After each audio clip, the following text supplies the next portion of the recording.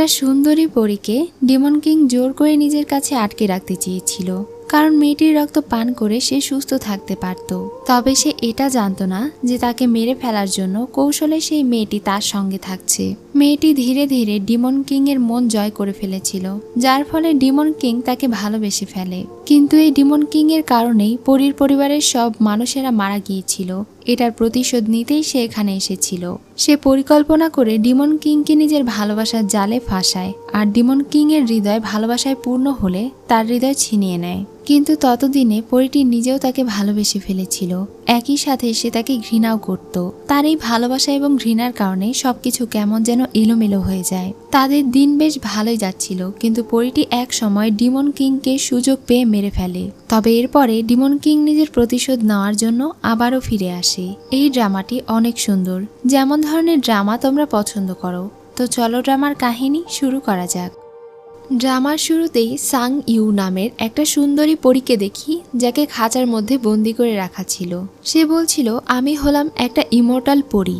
আমারই ক্ল্যানের একটা বড় বোনের ভুলের কারণে আজকে আমি এই জায়গায় এসেছি। এখন আমরা সাং ইউ পরীর অতীতের কাহিনীগুলো দেখতে পাই। সাং ইউ যখন তার ঘরে বসেছিল, তখন সেখানে তার সঙ্গে দেখা করতে তার বোন আসে। মেয়েটি বলে, আমি তোমার ড্রিঙ্কসের সঙ্গে এমন একটা ওষুধ মিশিয়ে দিয়েছি যার কারণে তুমি 1 ঘন্টার জন্য তোমার সমস্ত পাওয়ার হারিয়ে ফেলবে। এরপরে তোমাকে আমি এমন একটা জায়গায় রেখে আসবো যার কারণে ছেলেরা তোমার পিছনে পড়ে যাবে আর তুমি নিজের ভার্জিনিটি হারাবে। কিন্তু এরপরে কি জি হেং আর তোমাকে বিয়ে করতে রাজি হবে? তার এই কথা শুনতে শুনতেই মেয়েটি জ্ঞান হারায়। যখন তার জ্ঞান ফিরে আসে, তখন তার সামনে অনেক খারাপ খারাপ লোকেরা ছিল। তাদের হাত থেকে বাঁচার জন্য সাং ইউ পাহাড় থেকে লাফ দেয়। সে লাফ দেওয়ার সঙ্গে সঙ্গে তাকে একটা গাছের শেকড় একটা জায়গায় নিয়ে চলে আসে, যেখানে একটা ছেলেকে বাঁধা ছিল। সেই দিনই সাং ইউর সঙ্গে সেই ছেলেটির প্রথম দেখা হয়। যখন তার চোখ খোলে, তখন তারা দুজনই জ্ঞান হারায়। সাং ইউ এর জ্ঞান ফিরে এলে সে নিজেকে ওই ছেলেটির কোলে পড়ে থাকতে দেখতে পায়। তখন সে ওখানে থেকে উঠে যায়, কিন্তু আবার সে ফিরে এসে ছেলেটিকে সঙ্গে করে নিয়ে যায়। যখন সে ছেলেটিকে গোসল করাচ্ছিল, তখন তো সে তাকে দেখে ক্রাশ খেয়ে যায় আর মনে মনে ভাবতে থাকে ছেলেটা দেখতে অনেক হ্যান্ডসাম। সে যখন ছেলেটির চেহারায় হাত বুলায়, তখন ছেলেটি তার হাতে কামড় দিয়ে রক্ত খায়। সঙ্গে সঙ্গে ছেলেটির কপালে এক ধরনের চিহ্ন ভেসে ওঠে, আর সে তাকে জিজ্ঞাসা করে, তুমি কে? সাং ইউ খেয়াল করে দেখতে পায় এত সুন্দর ছেলে চোখে দেখতে পায় না। এটা দেখে তো সে অনেক অবাক হয়ে যায়। তখনই দরজায় তার বাবা কড়া নাড়ে। সাং ইউ তার বাবাকে বলে সে গোসল করছে। তখন তার বাবা তার বিয়ের পোশাক বাহিরে রেখেই চলে যায়। এখন সাং ইউ সেই ছেলেটিকে বলে, তোমাকে আমি বাঁচালাম আর তুমি আমার সঙ্গে এমন আচরণ করছো? এটা শুনে ছেলেটি একটু শান্ত হয়ে বলে, এটা কোন জায়গা? তখন সে বলে, এটা স্পিরিটদের এলাকা। সে এখন তার চোখে পট্টি বেঁধে দেয় আর বলে, তুমি এখানেই থাকো, আমি তোমাকে ধীরে ধীরে সুস্থ করে তুলবো, তুমি চিন্তা করো না। সেই দিন রাতে যখন মেয়েটি ঘুমিয়ে পড়েছিল, তখন সেই ছেলেটি তার জাদুর মাধ্যমে নিজের এলাকায় একটা বার্তা পাঠায়। পরদিন সকালে যখন সাং ইউ তার ঘরের ভেতরে ঢুকে ছেলেটির দিকে তাকায়, তখন তাকে দেখে তো সে নিজের চোখ সরাতেই পারছিল না। ছেলেটি এখন তার কাছে আসে আর তার শরীরের গন্ধ নিয়ে মনে মনে বলতে থাকে, মেয়েটির শরীরের গন্ধ অনেক ইউনিক। এখন তো সাং ইউ লজ্জা পেয়ে যায় আর দূরে সরে বলে, আজকে আমার বিয়ে সম্পন্ন হলেই তোমার চোখের চিকিৎসা করব আর এরপরে তোমাকে মুক্ত করে দেব, তুমি চিন্তা করো না। সাং ইউ চলে যাওয়ার পরে সে কারো আসার আওয়াজ পেয়ে বাহিরে যায়। তখন দেখতে পায় বাইজি তাকে নিতে এসেছে। এই ছেলেটা তাকে ইয়োর ম্যাজেস্টি বলে ডাকে, মানে সে হয়তো কোনো দেশের রাজা। এখন সে তাকে সঙ্গে করে নিয়ে চলে যায়।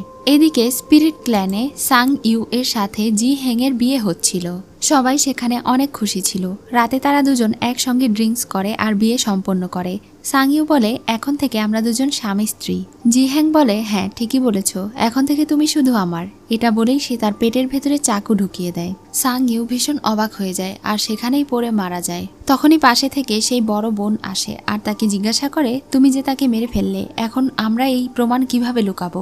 জি হেং বলে, সে এই প্রমাণ লুকাতে পারবে, কারণ আজকে সকালেই সে এখানে একটা ডিমনকে দেখেছে। সেই ডিমনের গায়ের গন্ধ এখনো এই রুমে আছে। তাই তারা বাহানা দিয়ে বলতে পারবে যে সাং ইউকে একটা ডিমন মেরে ফেলেছে। এখন আমরা তাদের প্ল্যান দেখতে পাই। আসলে তারা দুজন একে অন্যকে ভালোবাসে। জি হেং তার মাস্টারের রুমে একদিন প্রবেশ করে বইয়ের ভেতরে লেখা দেখতে পেয়েছিল, সাং ইউয়ের শরীরে এমন ধরনের রক্ত আছে যে রক্তের সাহায্যে যে কোনো রোগ সারানো সম্ভব, এমনকি যে কোনো স্পিরিচুয়াল পাওয়ারকে পুনরুদ্ধার করা সম্ভব। এজন্য সে এই মেয়েটিকে ভালোবাসা সত্ত্বেও সাং ইউকে প্ল্যান করে বিয়ে করেছে। এসব কথা শেষে যখনই তারা পেছনে ঘুরে তাকায়, ঠিক তখনই তারা অনেক ভয় পেয়ে যায় আর সেই রুম থেকে তাদের দুজনকেই ছিটকে ফেলে দেওয়া হয়। এর পরের সিনে আমরা দেখতে পাই পুরো স্পিরিট ক্ল্যান একদম ধ্বংস হয়ে গিয়েছে। সাংইউয়ের যখন জ্ঞান ফিরে আসে তখন সে তার আশেপাশে সবাইকে মৃত অবস্থায় দেখতে পায়, তার হাজব্যান্ড, তার বাবা, এমনকি তার বান্ধবীকেও। শুধুমাত্র সেখানে তার মাস্টারই বেঁচে ছিল। সে তার মাস্টারকে জিজ্ঞাসা করে এখানে কি হয়েছিল। তখন তার মাস্টার চেক করে জানায় মনে হচ্ছে কোনো ডিমন এসেছিল। ডিমনেরা নিষ্ঠুর হয়ে থাকে, তারাই তোমার পুরো পরিবারকে মেরে ফেলেছে। এটা জানার পরে তো সে প্রচন্ড রেগে যায় আর ডিমনের ওপরে প্রতিশোধ নেওয়ার জন্য বেরিয়ে পড়ে। এখন কিছুদিন পরে সিন দেখানো হয়, সেই ছেলেটিকে দেখতে পাই যে একটা জঙ্গলে এসেছিল। সেখানে দাঁড়িয়ে যখন তারা সবাই মিলে কথা বলছিল ঠিক তখনই ওই ছেলেটা বাদে বাকি সবাই জ্ঞান হারিয়ে পড়ে যায় আর একটা জাদুকরী মেয়ে সেখানে চলে আসে। সে বলে আমার পারমিশন ছাড়া আমার এলাকায় কিভাবে প্রবেশ করলে। এটা আর কেউ নয় বরং সাংইউ ছিল। সাংইউ তো সেই ছেলেকে দেখে অনেক অবাক হয়ে যায়, সে তাকে চিনতে পারে, কিন্তু ছেলেটি তাকে দেখে চিনতে পারে না। সে তাকে দেখে বলে তুমি তো সিলভার হরিণ মনস্টার, তুমি এখানে কি করছো। মেয়েটি তখন তাকে বলে তুমি দেখতে অনেক হ্যান্ডসাম, চলো আমার সঙ্গে চলো। এটা বলে সে তাকে সঙ্গে করে নিয়ে যেতে থাকে। তখনই আমরা ফ্ল্যাশব্যাকে দেখতে পাই সেই দিন সাংইউ এর মাস্টার তাদের পরিবারের সবার সোল কালেক্ট করে নিয়েছিল আর তাকে বলেছিল সে যেন ডিমন কিং এর কাছে যায় আর তার ভেতরে থাকা অ্যাম্বার হার্ট সংগ্রহ করে নিয়ে আসে, তাহলে একমাত্র ওই হৃদয়ের মাধ্যমেই তার পরিবারের সকলকে বাঁচানো সম্ভব। সাংইউ জিজ্ঞাসা করে অ্যাম্বার হার্ট কি জিনিস। তখন তার মাস্টার তাকে বলে ডিমন কিং ইউয়ান এমন এক হৃদয় নিয়ে জন্মগ্রহণ করেছে যার ফলে সে কখনো কাউকে ভালোবাসবে না, কিন্তু সেই হৃদয়ে যদি কখনো কেউ ভালোবাসা জাগাতে পারে তাহলে তার সেই হৃদয় অ্যাম্বার হার্টে পরিণত হবে, যেই হার্ট ব্যবহার করে তোমার পরিবারের সকলকে বাঁচানো সম্ভব। এটা শুনেই সাংইউ সেদিন বেরিয়ে পড়েছিল ডিমন কিংকে খোঁজার জন্য। হঠাৎ করেই ডিমন কিং কেমন যেন হয়ে যায় আর তার গলায় একটা কামড় বসিয়ে দেয়। সে তার রক্ত খেয়ে নেয়। যখন সে নিচে নেমে আসে তখন ডিমন কিং ইউয়ান মনে মনে ভাবছিল তার রক্ত খেয়ে আমি কেন আরাম পাচ্ছি, তার রক্ত আমার শরীরকে হিল করতে সাহায্য করছে, তার শরীরের গন্ধটাও অনেক চেনা মনে হচ্ছে। তাদের এই কথার মাঝেই সেখানে সৈনিকেরা চলে আসে। ইউয়ান এখন সাংইউকে বেঁধে সঙ্গে করে নিয়ে যাচ্ছিল আর সাংইউ খুশি হচ্ছিল, কারণ সে তো এটাই চেয়েছিল। প্রাসাদে ফিরে সাংইউ মনে মনে ভাবছিল সেই ইউয়ানকে তাদের গ্রামে নিয়ে গিয়েছিল, তার কারণে তার পরিবারের সকলে মারা গিয়েছে আর এটার প্রতিশোধ সে নিয়েই ছাড়বে। তখনই সেখানে ইউয়ান আসে। ইউয়ানকে দেখে সে বলে আমার মতো একটা ছোট্ট হরিণ ডিমনকে আপনি কেন সঙ্গে করে নিয়ে আসলেন। তখন রাজা তাকে বলে এখন থেকে তুমি শুধু আমার, আমি তোমার রক্ত পান করব আর তুমি আমার সব কথা মেনে চলবে। সে তার শরীরে একটা স্পেশাল মার্ক বসিয়ে দেয়, যার কারণে এখন থেকে সাংইউ যেখানেই যাবে ইউয়ান বুঝতে পেরে যাবে। তাদের কথার মাঝেই সেখানে রানীমায়ের একজন সার্ভেন্ট আসে ইউয়ানকে ঔষধ খাওয়ানোর জন্য। ইউয়ান সেই ঔষধটা নেয়, কিন্তু সার্ভেন্ট চলে যাওয়ার পরে সে ওই ঔষধ ফেলে দেয়। সাংইউ এটা দেখে একটু অবাক হয়। তখন সে তাকে ধরে বলে খবরদার এই কথা যেন কেউ জানতে না পারে, তোমার কাজ শুধুমাত্র আমাকে সময় মতো তোমার রক্ত খাওয়ানো, এর বেশি যদি তুমি কোনো কিছু করতে যাও তাহলে আমি তোমাকে মেরে ফেলবো, এখন তুমি যেতে পারো। এটা শুনে সাংইউ সেখানে থেকে চলে যায়। পরদিন ইউয়ান তার মায়ের সঙ্গে গিয়ে দেখা করে। এটা হলো এই রাজ্যের অর্থাৎ ডিমন রাজ্যের রানীমা। ইউয়ান এই রাজ্যের রাজকুমার হলেও তার কাছে এমন পাওয়ার ছিল না যা তার মায়ের কাছে ছিল, মানে তার মা ছিল এখানকার সবচেয়ে পাওয়ারফুল একজন মানুষ। এটা তার আসল মা ছিল না, এটা হলো তার দ্বিতীয় মা। তার মা তাকে বলে চলো তোমাকে আমি একজনকে দেখিয়ে নিয়ে আসি।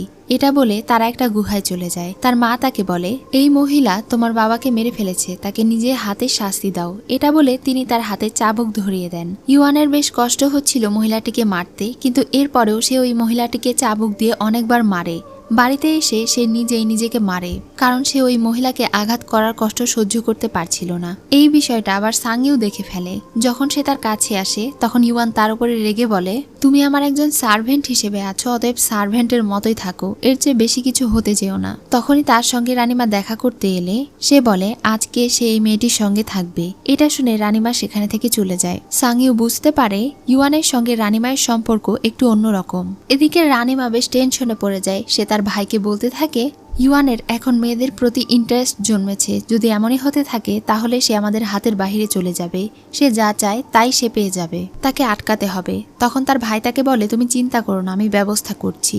সেদিন রাতেই সে অনেকগুলো মেয়ের আয়োজন করে। এরপর সে রাজকুমার ইউয়ানের কাছে সেই মেয়েগুলোকে নিয়ে যায়।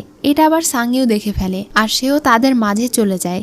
এরপরে সেও ওই মেয়েদের সঙ্গে নাচ করতে শুরু করে। সাংইউ অনেক সুন্দর নাচ করছিল, যেটা দেখে ইউয়ান বিমোহিত হয়ে যায়। অনেক সুন্দর নাচ দেখানোর পরে সে ইউয়ানের কাছে যায়। তখন ইউয়ান তাকে বলে তোমার সাহস কিভাবে হলো এখানে আসার। তখন সে বলে আমি যদি আপনার কাছেই না আসি তাহলে আপনার হৃদয় কিভাবে চুরি করব। এটা শুনে আবার আঙ্কেল একটু রেগে যায় আর সেই মেয়েটিকে সঙ্গে করে নিয়ে চলে যায় শাস্তি দেওয়ার জন্য, কিন্তু সে তাকে সঙ্গে করে নিয়ে গিয়ে তার সুযোগ নিতে চায়। সাং ইউ তো অনেক পাওয়ারফুল ছিল, এজন্য সে নিজের জাদুর সাহায্যে তাকে ভ্রমে আটকে দেয় আর সেখানে থেকে বেরিয়ে আসে। বাহিরে ইউয়ান তার জন্য অপেক্ষা করছিল, এটা দেখে সে তাকে বলে, আপনি আমার জন্য অপেক্ষা করছেন? সে বলে, তুমি এখনো অনেক বোকা আছো, এখানে তোমার এভাবে চলাফেরা করা যাবে না। তখন সে বলে, আপনি কি আমার কেয়ার করা শুরু করেছেন? তখন সে বলে, না, আমি শুধুমাত্র তোমাকে বিষয়টা বোঝাচ্ছি।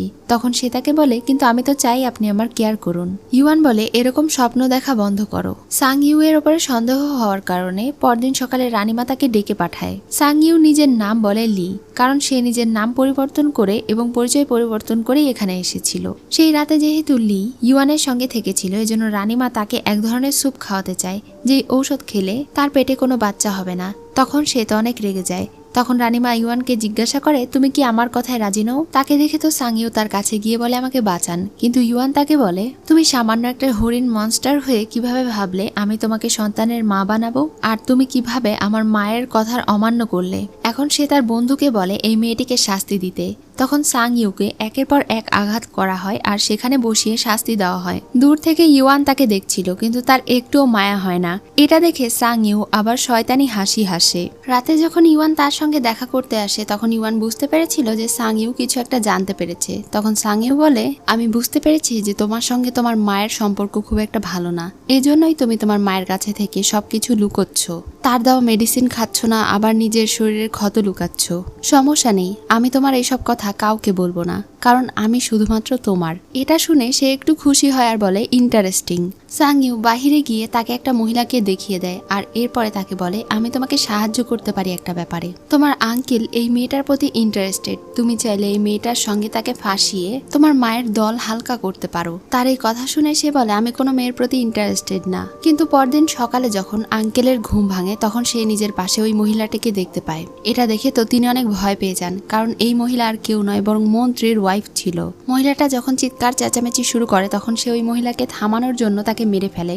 ঠিক সেই সময় মন্ত্রী তার ওয়াইফকে খুঁজতে খুঁজতে সেখানে আসে আর নিজের চোখে তার ওয়াইফকে মেরে ফেলতে দেখে। এরপরে সে আঙ্কেলকে রানীমায়ের কাছে নিয়ে যায় আর বলে তার বিচার করার জন্য, নয়তো সে নিজে হাতে তাকে মেরে ফেলবে। এসব কিছু শুনে তো রানীমা ভীষণ রেগে যায় আর তার ভাইকে নিয়ে যেতে বলে আর তার ভেতরে থাকা ডিমন কোর নষ্ট করে দিতে বলে। সেদিন রাতে ইউয়ান তার আঙ্কেলের সঙ্গে গিয়ে দেখা করে আর বলে তার মা তাকে পাঠিয়েছে আঙ্কেলের ভেতরে থাকা ডিমন কোর নষ্ট করে দেওয়ার জন্য।